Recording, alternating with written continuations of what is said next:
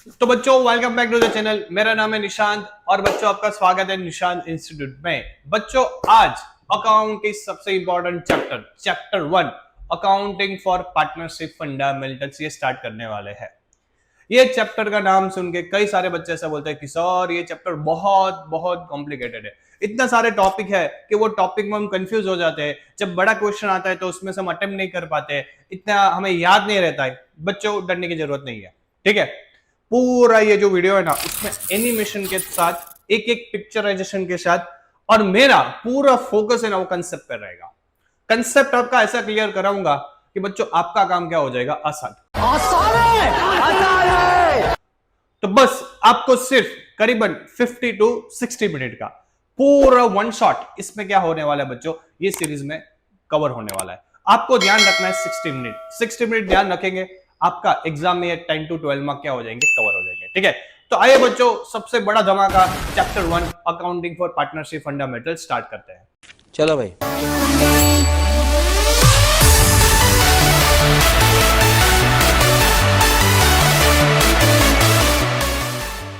बच्चों सबसे पहले ये चैप्टर में अकाउंटिंग फॉर पार्टनरशिप फंड में क्या क्या चीज हम कवर करने वाले बच्चों, ठीक है। सबसे पहले एक ओवरव्यू ले लेते हैं तो आपको ऐसा लगेगा यस सर ये सारे टॉपिक है वो हमारे क्या हो जाएंगे कवर।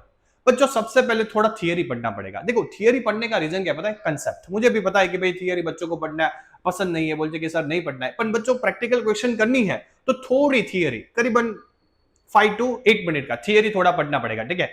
थियरी के बाद बच्चों हम पढ़ेंगे सबसे important topic partners capital method जो फिक्स्ड एंड फ्लक्चुएटिंग है और पीएनएल अप्रोप्रिएशन, ठीक है। तो ये पूरे प्रैक्टिकल कंसेप्ट हम क्या कर देंगे, क्लियर कर देंगे। फिर बच्चों हम पढ़ेंगे इंटरेस्ट ऑन कैपिटल, इसकी प्रोविजन क्या है। फिर इंटरेस्ट ऑन ड्राइंग, उसमें बहुत सारे फैक्टर है जो याद नहीं रहते हैं, उसका भी शॉर्टकट बच्चों हमारे पास ट्रिक है, वो ट्रिक हम अप्लाई करेंगे, ठीक है। फिर बच्चों हम पढ़ेंगे गारंटीड प्रॉफिट कि भाई पार्टनर गारंटी देगा तो उसका कौन कौन सा प्रोविजन है एक्ट में, वो हम पढ़ेंगे।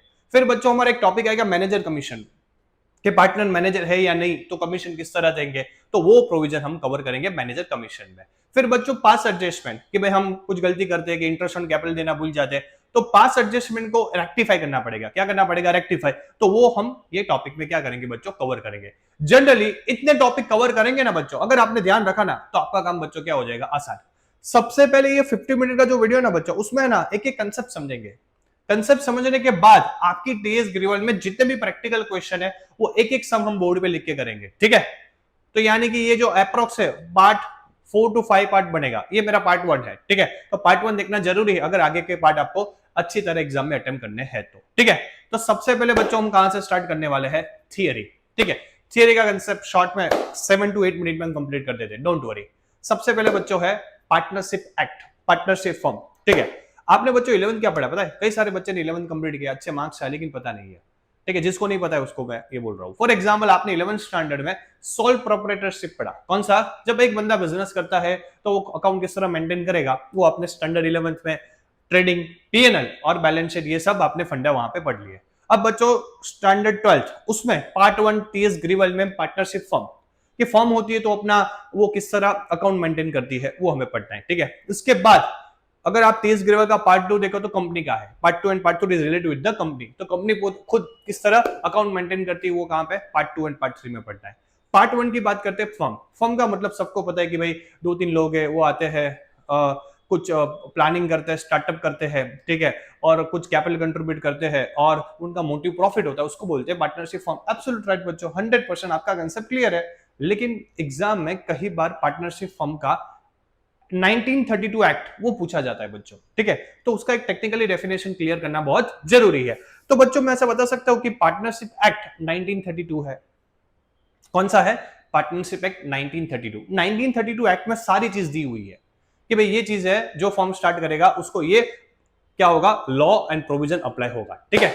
तो partnership firm according to 1932 act की मीनिंग और डेफिनेशन क्या है, तो वो मीनिंग ऐसा बोलता है कि partnership is a relation. Partnership क्या है, रिलेशन बिटवीन 2 और मोर पर्सन। लॉजिक है भाई, ये रिलेशन है बिटवीन 2 और मोर पर्सन।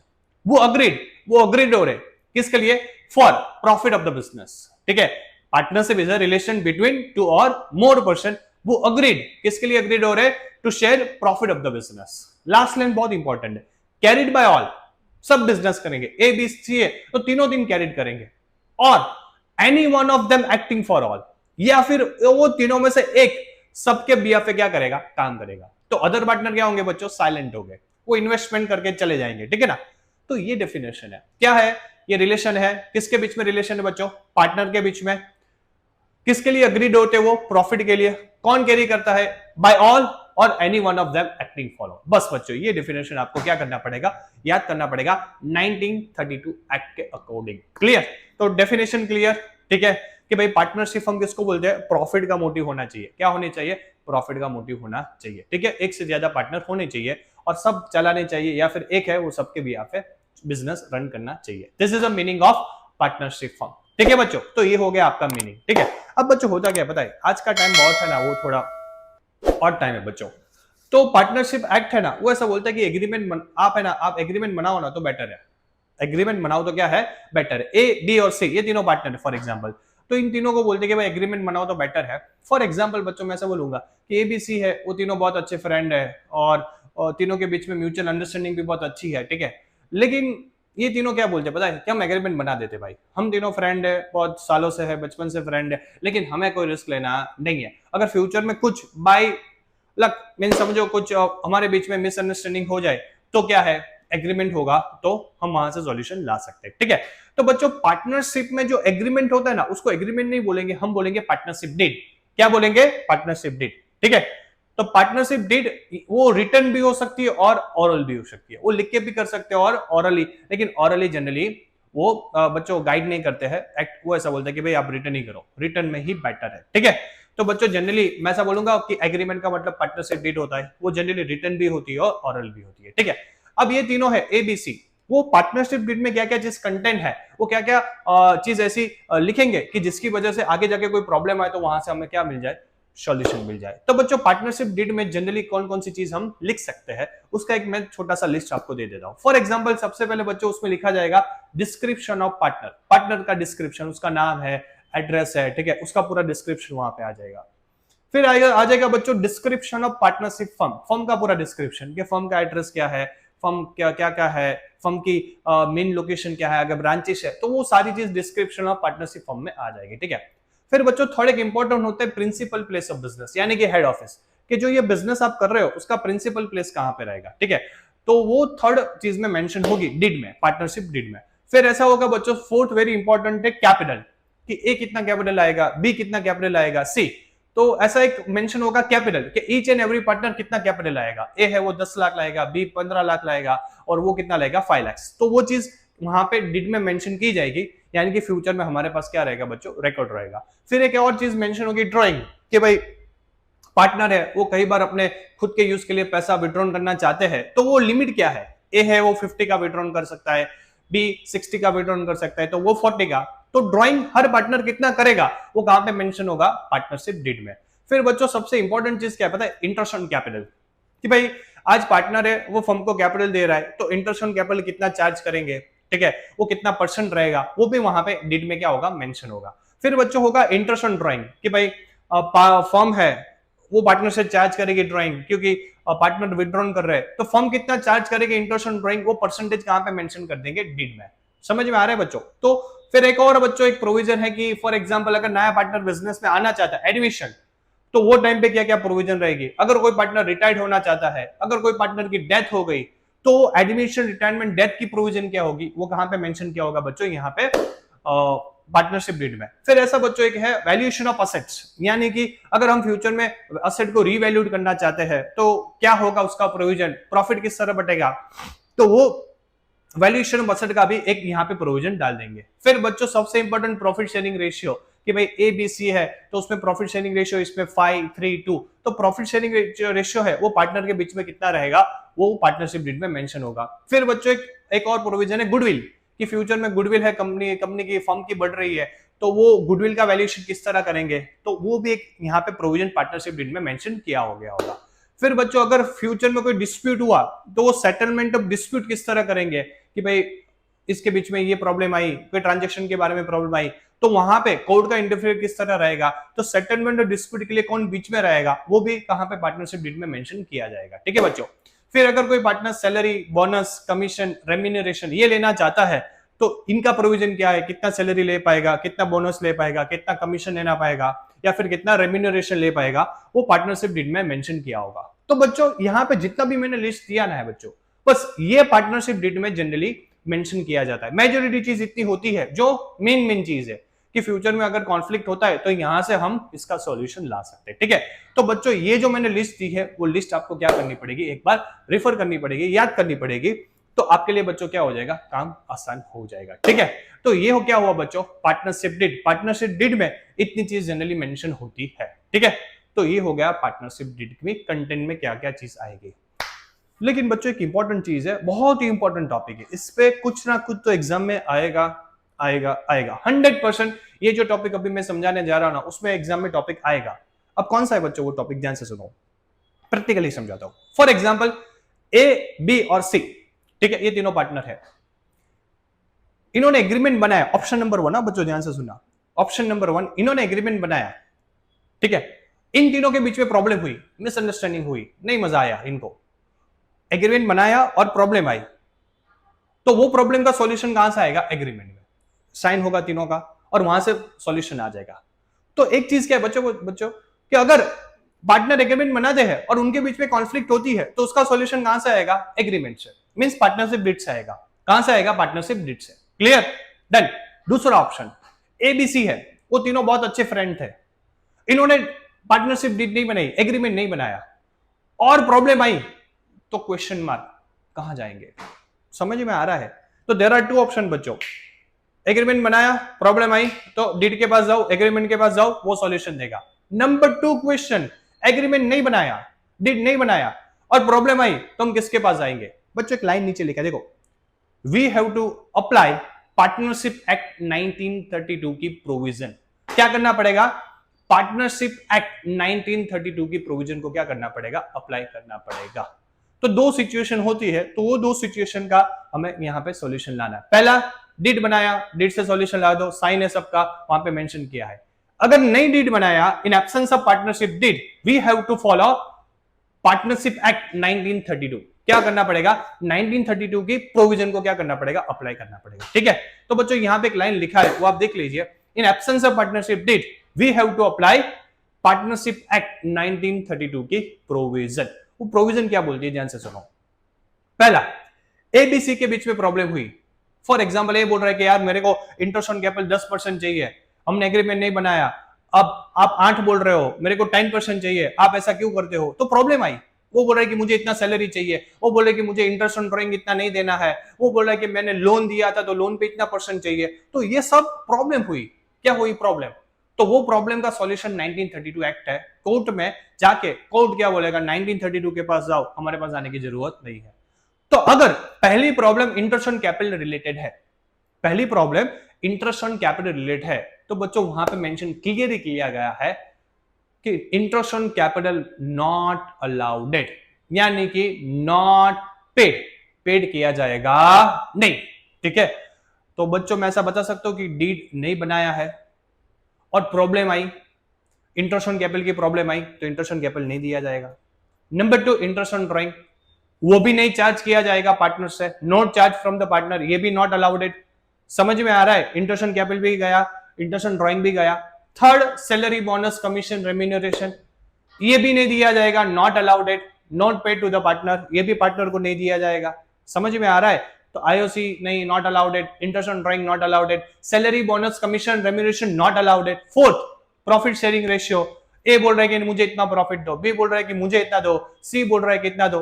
1932 एक्ट क्या बोलेगा, तीनों में इक्वल डिस्ट्रीब्यूट करो। क्या हो जाएगा, तीनों में profit sharing ratio equal distribute हो जाएगा। समझ में आ रहा है बच्चों, तो IOC not allowed, IOD not allowed, SBC are not allowed, profit sharing ratio क्या रहेगा, इक्वल रहेगा। नेक्स्ट, इंटरेस्ट ऑन लोन, अगर कोई पार्टनर ने पार्टनरशिप हमको क्या दिया है, लोन दिया है, क्या दिया है, लोन, तो वो बोल रहा है कि मेरे को 10% इंटरेस्ट चाहिए, मेरे को 10 तो चाहिए, मैंने बोला था, वो फॉर एग्जांपल बहुत आर्ग्यूमेंट कर रहा है, तो 1932 एक्ट क्या बोल रहा है, भाई तू छोड़, तूने एक्ट नहीं बनाया, तूने एग्रीमेंट नहीं बनाया, तूने डीड नहीं बनाया, तो 1932 एक्ट की प्रोविजन ऐसी बोलती है कि तुम्हें कितना मिलेगा, 6% पर एनम। कितना मिलेगा, 6% पर एनम। समझ में आ रहा है बच्चों, तो इंटरेस्ट ऑन लोन कितना दिया जाएगा, 6% पर एनम। ठीक है। And last admission of partner, सभी पार्टनर अग्री है तो, सभी पार्टनर अग्री है तो नए पार्टनर को एडमिशन मिलेगा। 6 नंबर कैसा बोल रहा है, ए बोल रहा है कि मुझे नए पार्टनर यस मैं अग्री हूं, बी बोल रहा है मैं अग्री हूं, सी बोल रहा है मैं अग्री हूं, तो नया पार्टनर आएगा। ए भी अग्री है लेकिन सी अग्री नहीं है, तो नया पार्टनर एडमिशन नहीं कर सकता है। समझ में आया? तो बच्चों ऐसा बोल सकते हो कि एग्रीमेंट डीड नहीं बनाया और कॉन्फ्लिक्ट आई तो इंटरेस्ट ऑन कैपिटल नहीं देंगे, इंटरेस्ट ऑन ड्राइंग नहीं लेंगे, सैलरी बोनस कमीशन रेम्यूनरेशन नहीं देंगे।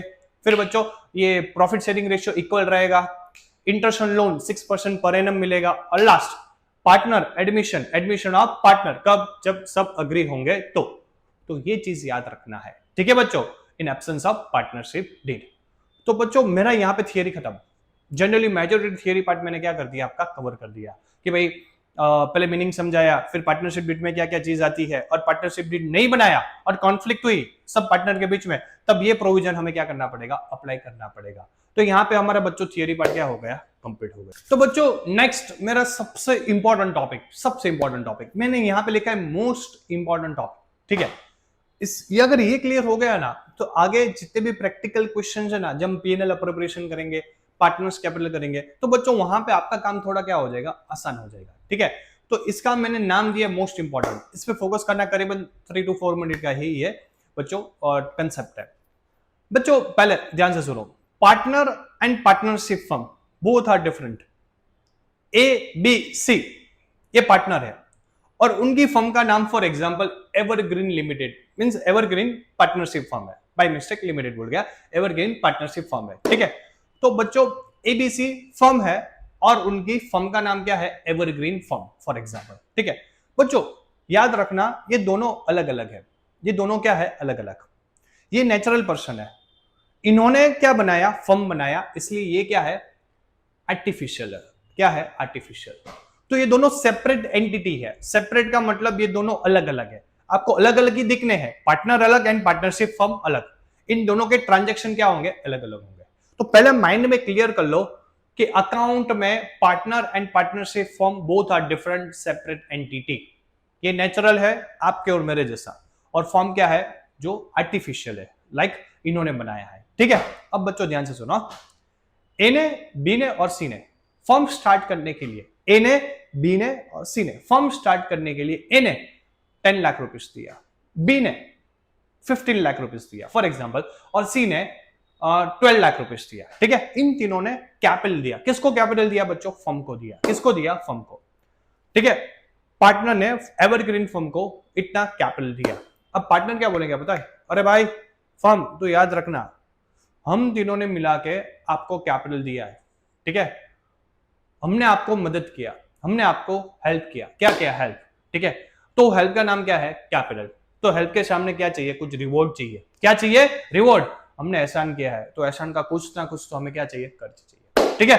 तो बच्चों पार्टनर क्या बोलता है कि हमें ये जो कैपिटल है ना, उस पर इंटरेस्ट ऑन कैपिटल चाहिए, क्या चाहिए, इंटरेस्ट ऑन कैपिटल।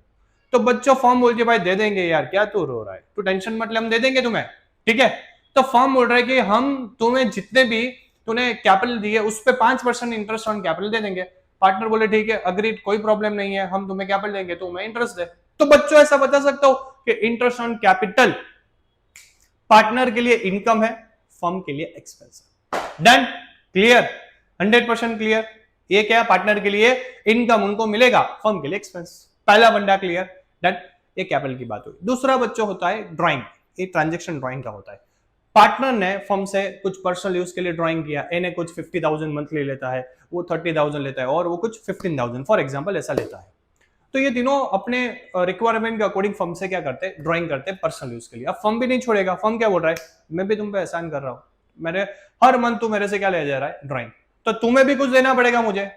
पार्टनर बोला दे दूंगा, क्या रो रहा है भाई, दे दूंगा, ठीक है। तो बच्चों इंटरेस्ट ऑन ड्राइंग किसको मिलेगा, फर्म को, पार्टनर को देना पड़ेगा। तो ऐसा बता सकता हूं मेरी number 2, interest on drawing partner के लिए एक्सपेंस, फर्म के लिए इनकम। डन बच्चों, डन। बस ये कंसेप्ट क्लियर करो, फिर पीएनएल अप्रोप्रिएशन आपको बहुत क्लियर हो जाएगा। कंसेप्ट पे फोकस करना है, किस पे फोकस करना है, कंसेप्ट। डन।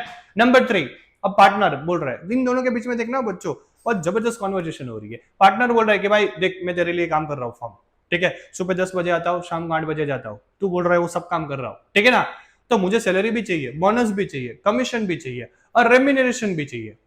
सैलरी सबको पता है, बोनस भी सबको पता है, कमीशन भी पता है, रेम्यूनरेशन नया वर्ड है बच्चों, मैं समझा देता हूँ। फॉर एग्जाम्पल ए है, वो चार्टर्ड अकाउंटेंट है, तो ये बोल रहा है कि सब फर्म की सारी अकाउंट मैं ही संभाल रहा हूं, तो मैं आपको एक प्रोफेशनल सर्विस दे रहा हूं, तो उसके लिए कुछ मुझे फीस दो, वो फीस का नाम है रेम्यूनरेशन।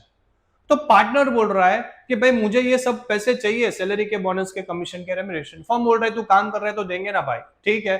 तो पार्टनर के लिए ऐसा बोलूंगा, salary, bonus, commission, remuneration income है, फर्म के लिए एक्सपेंस है। डन, क्लियर बच्चों, तीन चीज हुई, इंटरेस्ट कैपिटल, इंटरेस्ट ड्राइंग और salary, bonus, commission, remuneration. Short में बोलेंगे SBCR, ठीक है। एंड लास्ट बच्चों, ए है बहुत पैसे वाला है, ठीक है, और फर्म को पैसे की जरूरत है। ये बहुत पैसे वाला है, उसके पास पैसे है, तो फर्म को वो लोन दे रहा है। क्या दे रहा है? लोन। तो लो सीधी बात है, ए छोड़ेगा नहीं। ए बोलेगा भाई तुम्हें 10 लाख रुपए का लोन दिया, मुझे इंटरेस्ट चाहिए। फर्म बोलेगा दे दूंगा, तूने मेरा हेल्प किया, मैं दे दूंगा। अगर कोई पार्टनर फर्म को लोन दे रहा है, तो पार्टनर के लिए इंटरेस्ट लोन क्या हो जाएगा? इनकम, फर्म के लिए एक्सपेंस। बच्चों ये याद कर लो ना, P&L अप्रोप्रिएशन अपने आप हो जाएगा। P&L अप्रोप्रिएशन क्या हो जाएगा? अपने आप। बस ये चार चीज आपको पता होनी चाहिए। अगर ये चार चीज पता है तो कंसेप्ट आपके बच्चों क्या हो जाएंगे? क्लियर हो जाएंगे। तो एक बार रेफर कर लीजिए, ऐसा हो तो नोट डाउन कर लीजिए, स्क्रीनशॉट ले लीजिए, तो आपका बच्चों काम थोड़ा क्या हो जाएगा? आसान हो जाएगा, ठीक है।